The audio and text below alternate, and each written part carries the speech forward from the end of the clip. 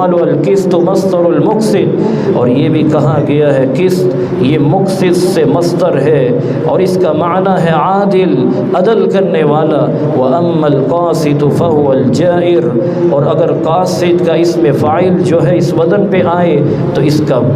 مطلب ہوتا ہے ظلم کرنے والا۔ امام بخاری آخری روایت بیان کرتے ہیں، مجھے احمد بن اشکاب نے بیان کیا، انہوں نے محمد بن فضیل سے سنا،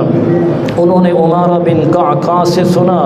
اور انہوں نے ابی زرعہ سے سنا، اور انہوں نے ابو ہریرہ رضی اللہ تعالی عنہ سے سنا،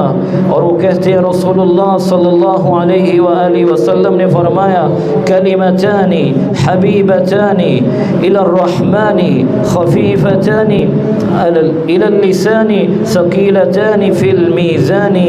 سبحان اللہ وبحمدہ سبحان اللہ العظیم۔ کلمتان حبیبتان الی الرحمن، دو کلمے اللہ تعالیٰ کے ہاں بہت پیارے ہیں، خفیفتان علی اللسان جو زبان پہ بھی بہت ہلکے ہیں، ثقیلتان فی المیزان جو ترازو میں بہت بھاری ہوں گے، سبحان اللہ وبحمدہ سبحان اللہ العظیم۔ اور وہ کلمات کون سے ہیں؟ سبحان اللہ وبحمدہ سبحان اللہ